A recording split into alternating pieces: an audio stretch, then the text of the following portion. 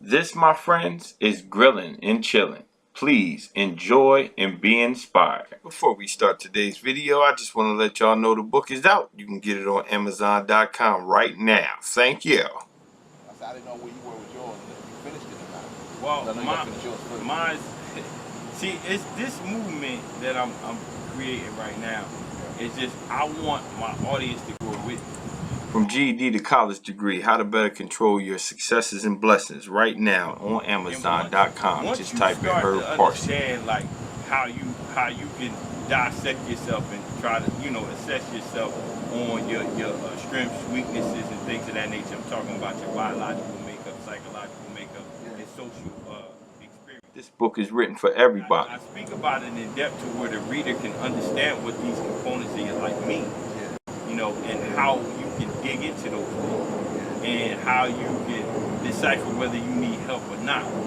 How we made it past it. I talk about the very moment. I remember it like it was. I touch on my own life struggles in order to give you a better understanding of how you can do it for yourself. It runs like a story, but it actually puts you more in the understanding room of how you can really look at yourself. And from presidents of Fortune 500 companies to... Before we go on to our episode, I want to thank everybody for the support. Thank you so much. I know some of y'all like, Herb, who are you talking to, man? Well, this is my man right here. I told y'all Grilling and Chilling is all about inspiration, right? And this dude got a story. Let me introduce you to him. Everybody you see pull up, in that nice with the rock hill chain and shit. Ain't start that way. Like, you wasn't born with that. You wasn't born with the gold teeth. You know what I mean? Jamming on the one, all that shit, This is my man Radeem Ellington, a successful black man who came from the struggle and made it out, man, just like a lot of us did. In this episode, he gonna show us how we can do it too. Developing this relationship and stuff like that. Like, you gave me inspiration. Like, damn, yo, I'm sitting at this dude's house every damn once, twice, 3 times a damn week. Like, in this episode, really he tells us about his humble beginnings, how he got out of the situation he was in, and his run-ins with a few celebrities like Dame Dash, Tyrese, Lisa Ray, Beyonce, oh yeah, and Solange too. Hey man, tell us a little bit about yourself, bro. Well, Herb, grew up in Harlem. Harlem? Yeah, Harlem, New York. Harlem, New York. Harlem, New York, bro. Yeah, grew up born in the 60s, 66. I can pretty much remember a lot of those early years. I would say the early 70s. But I grew up two-parent home. Two-parent home? Two-parent home. My dad was a street hustler, pretty much. Word. Ran numbers. Numbers? Yeah, ran numbers. Back in the day, there was no lottery. There was no, pick 6, pick 3, pick and all that. So they stole that shit, huh? Well, yeah, they took that. They took that, but you knew that was coming, though. That was coming. It was a heroin epidemic, as they would call it now, epidemic.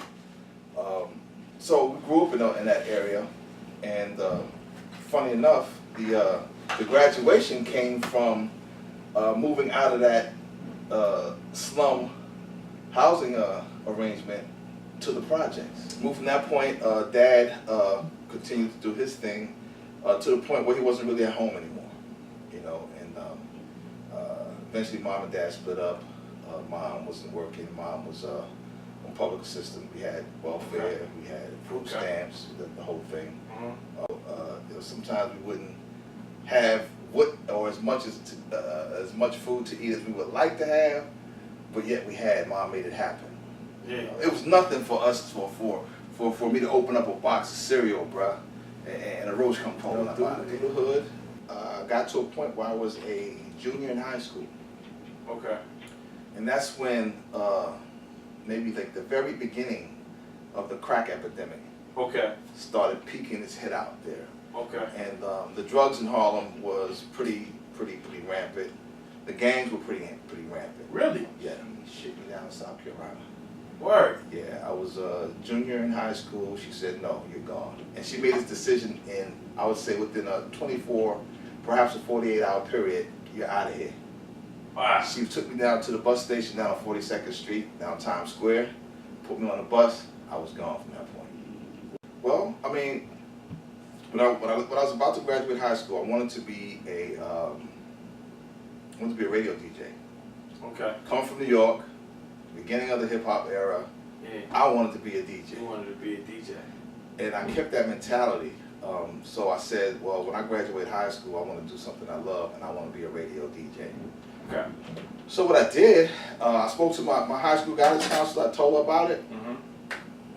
She told me, she said, you know what, you'll never make it as a radio DJ. You'll never be able to do something like that. Yeah. You know, you don't. She said she didn't feel I had the talent for that.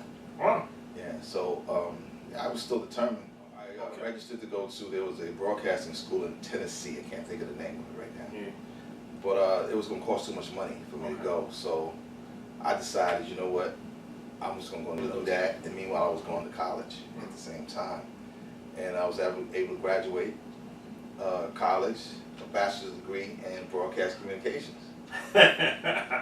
So you used the military to really push you towards your dream. Yes. Okay. Yes. And, all right. And that was my whole goal. I didn't want to go over to the seas. I didn't want to go. I didn't go overseas. I didn't want to go, places where I was unsure of myself or my goals and dreams. So when it was time for me to say goodbye to the military, I really didn't have an issue with that. Especially when they said you going to Germany. Yeah. I'm like, no, I'm not going to Germany. No. I'm getting out. Working on a radio station in Los Angeles. That's what's up. The very first hip hop station in Los Angeles. Really? There's an AM station called K-Day. K-Day. KDAY AM station. Wow.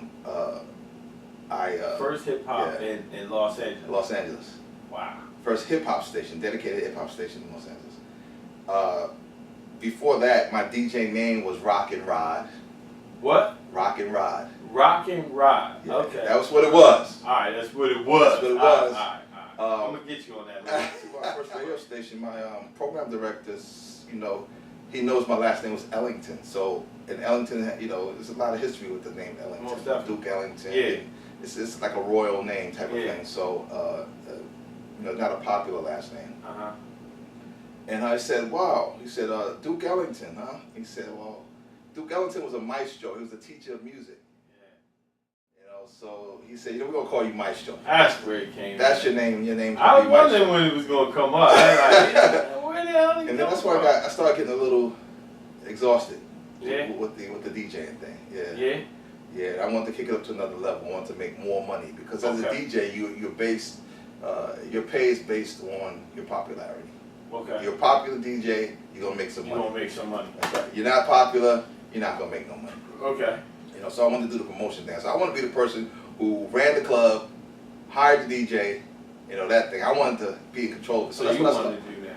Yeah, so I wanted to do that. So that's what I started doing. I started, renting out places and having parties, renting a DJ. First time I was actually DJing on some of them in the beginning, but then I started hiring the DJs, renting out the club, negotiating for the bar money and all that, until I got to a point where I got a call from Frontier Airlines. Frontier Airlines. It's when they first came on board. They were flying out of Denver, Colorado. That was their hub. Okay. They only flew out of Denver.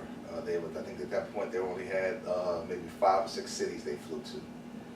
They called me up and asked if I wanted to DJ a Christmas party for them. Mm-hmm. I said, well, yeah, sure. You're going to fly me out to Denver. I'll go out there and DJ a Christmas party. I think that'd be fun. So I did that, and we negotiated that instead of me getting paid cash for that they'll give me a year of free travel.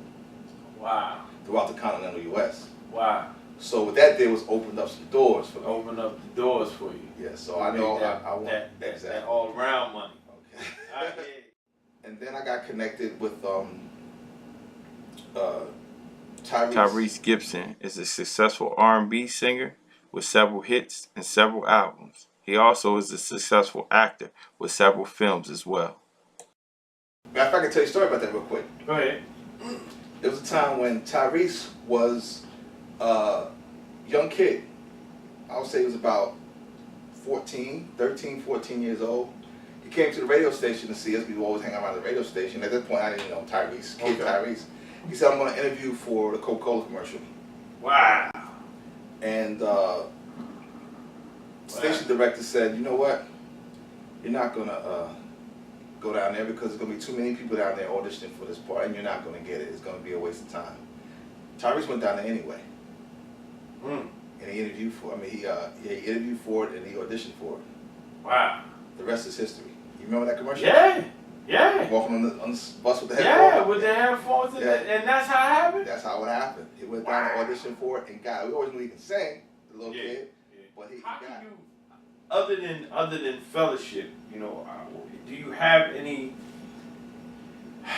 game you could really give us, like, in the listeners, like, how you can make it from one place to the next, like how you can really pursue accepting the fact that you're going to be turned down, accepting the fact that there are going to be failures, accepting the fact that everybody is not going to agree with what you're doing, accepting that, taking that, setting it to the side or putting it on a shelf somewhere, and still continue to dream, continue to try to live out your dream without stopping.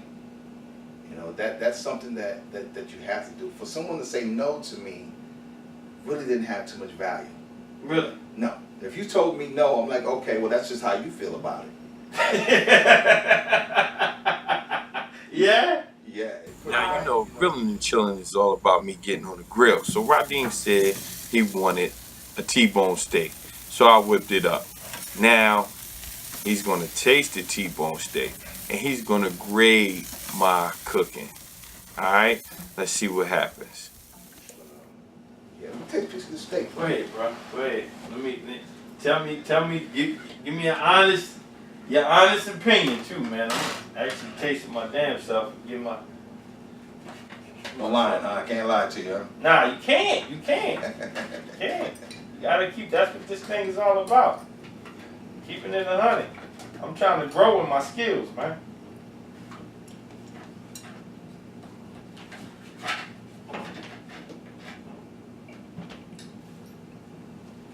What's hitting for?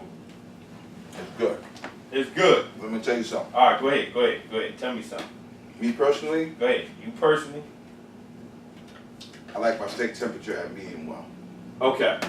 So it's a little red in there. I like that. Okay. But as far as the flavor is concerned, Uh-huh. delicious. Right on point. Yeah? No Alright. complaints, bro. Alright, cool. Now, y'all heard it here. I know how to cook a steak. Now, I gotta fuck with the temperature a little bit, but I know how to cook a steak. Yes, sir. After he graded the steak, we talked trash, you know, like we normally do. That's my homeboy. So, that was it. Okay. Ladies and gentlemen, it's a wrap. That was good, bro. Thanks for watching. Peace.